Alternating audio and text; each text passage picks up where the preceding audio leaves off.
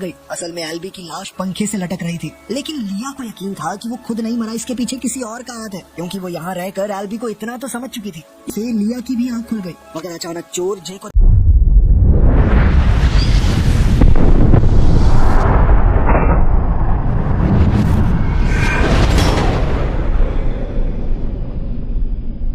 धक्का देकर वहाँ से भाग निकला, जिस वजह से जे और लिया उसका चेहरा नहीं देख पाए। इसी हलचल का शोर सुनकर बाकी सब खिलाड़ी भी हॉल में आ पहुँचे, तो जे ने सब पर बंदूक तान दी, क्योंकि उसे लगा कि उनमें से ही कोई चोर था। तब फ्रांसिस और मैक्स ने एल्बी पर शक की उंगली उठाई, पर ये सुनते ही एल्बी भड़क उठा, क्योंकि सभी उस पर बेवजह इल्जाम लगा रहे थे। अब फ्रांसिस और मैक्स फिर से आपस में बातें करने लगे, पर इस बार वो फ्रेंच में बात कर रहे थे। क्लेयर को लगा कि वो आपस में कोई प्लान बना रहे हैं। साथ ही एल्बी ने उन्हें इंग्लिश में बात करने को कहा। अब जल्द ही वहाँ फिर से बहसबाजी शुरू हो गई, तो फादर डफी ने बीच में आकर उन सबको आपसी रंजिशें मिटाने को कहा। कुछ ही देर में सभी खिलाड़ी अपने अपने कमरों में लौट गए, पर जे अब भी हॉल में था। उसने कहा कि खिलाड़ियों के साथ इतना नरम बर्ताव नहीं चलेगा, क्योंकि कभी भी किसी का भी मन डोल सकता है, पैसे बहुत ज्यादा हैं। लेकिन फादर डफी ने अब भी उसे इंसानियत पर भरोसा करने को कहा। थोड़ी देर बाद सबको बाहर से कुछ आवाजें सुनाई दी, तो जे को लगा कि पुलिस शोना को ढूंढते हुए वहाँ आ गई है। अब वो सब बिना समय गवाए मेन दरवाजे की तरफ दौड़े और पूरी जी जान से उसे तोड़ने की कोशिश करने लगे। इसी दौरान जे ने छत पर गोली चला दी, ताकि बाहर मौजूद पुलिस का ध्यान उनकी तरफ जाए।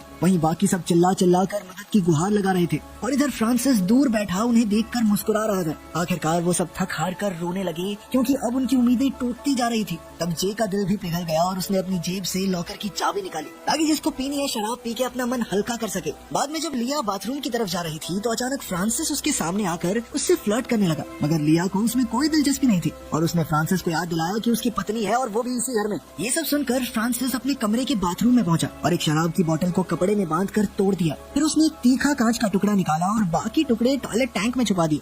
इसके बाद फ्रांसिस लिविंग रूम में सिंथिया के पास गया, पर वहाँ उसने देखा कि एल्बी सिंथिया के करीब आने की कोशिश कर रहा था। ये देखकर वो गुस्से में आ गया, पर सिंथिया ने कहा कि वो तो सिर्फ मजाक मस्ती कर रहे हैं। मगर फ्रांसिस अब भी गुस्से में था, इसलिए वो उन दोनों को बुरा भला कहने लगा। उसकी बातों से एल्बी का भी पारा हाई हो गया और उसने फ्रांसिस को धक्का दे दिया, जिससे उन दोनों में लड़ाई शुरू हो गई। अब एल्बी फ्रांसिस पर भारी पड़ रहा था, तो सिंथिया काफी घबरा गई और वो उन दोनों को छुड़ाने लगी। मगर एल्बी को तो गुस्से में कुछ दिखाई ही नहीं दिया और उसने सिंथिया को धक्का दे दिया, जिससे उसका सर बालकनी की रेलिंग पर जा लगा।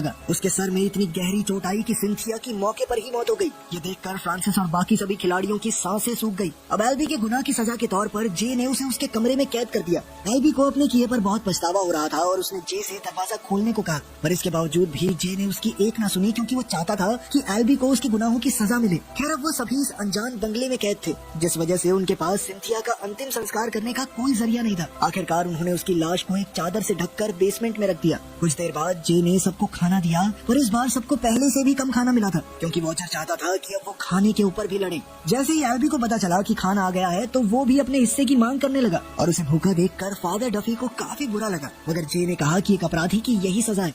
अब एल्बी की लगातार चीखें सुनकर सब परेशान हो चुके थे, तो लिया ने एल्बी को अपने हिस्से का खाना दे दिया। हालांकि ये जे की मर्जी के खिलाफ था, पर फिर भी वो एल्बी को खाना देने को तैयार हो गया। फिर उसने दरवाजा खोलकर एल्बी को एक छोटा सा आलू दिया, जिससे एल्बी बहुत गुस्से में आ गया। खैर, जे वापस टेबल पर लौट आया, पर उसने देखा कि फादर डफी वहाँ मौजूद नहीं था। जल्द ही वो समझ गया कि फादर एल्बी को और खाना देने गया है, तो जे भी तुरंत एल्बी के कमरे की तरफ भागा। आखिरकार उसका शक सच निकला, क्योंकि फादर ने दरवाजा खोलकर एल्बी को आजाद कर दिया था। एल्बी तो गुस्से से इतना भरा बैठा था कि उसने बाहर आते ही स्टील रॉड से जे को बुरी तरह पीटना शुरू कर दिया, और तब तक पीटा जब तक उसकी मौत नहीं हो गई। कुछ ही पलों में एल्बी को अपने किए का एहसास हुआ और अब बहुत देर हो चुकी थी, इसलिए वो तुरंत वहाँ से भाग गया। फादर डफी ने जे की मदद करने की कोशिश की, पर बदकिस्मती से उसकी जान नहीं बच सकी। अपनी आखिरी सांस लेने से पहले जे ने अपनी बंदूक फादर के हवाले कर दी, क्योंकि जे को उस पर सबसे ज्यादा विश्वास था। फिर अगली रात बचे हुए 7 खिलाड़ियों ने देखा कि आज मशीन में ज्यादा खाना आया था, और साथ ही एक नोट था जिस पर लिखा था कि उन्होंने वॉचर का अच्छा मनोरंजन किया। तब फ्रांसिस ने तुरंत ढेर सारा खाना उठा लिया, तो फादर डफी ने उसे रोका। इस पर फ्रांसिस ने कहा कि वो तो एल्बी के हिस्से का इनाम उठा रहा है, क्योंकि उसने ही जे को मारने का काम किया था। अब वो सीधा एल्बी के कमरे में पहुंचा, तो एल्बी तुरंत अपने किए की सफाई देने लगा, क्योंकि उसे लगा कि फ्रांसिस अपनी पत्नी की मौत का बदला लेने आया है। मगर फ्रांसिस ने कहा कि भाई, मैं तो तेरे लिए खाना लेके आया हूँ। खाना लेकर एल्बी को और पछतावा हुआ और उसने सिंथिया की जान लेने के लिए फ्रांसिस से माफी मांगी। इस पर फ्रांसिस ने बिल्कुल दुख न जताते हुए कहा कि कोई नहीं भाई, क्या हो गया, मर गई, तूने जान के थोड़ी मारा। वहीं दूसरी ओर मैक्स एक कोने में छुपकर तेजी से ढेर सारा खाना खा रहा था। कुछ ही पलों बाद फादर डफी और लिया एल्बी के कमरे में उसे देखने गए, मगर वहाँ का खौफनाक मंजर देखकर उनके पैरों तले जमीन खिसक। सुनकर फादर ने बाकी खिलाड़ियों को पूछताछ के लिए हॉलवे में बुलाया। तब शोना ने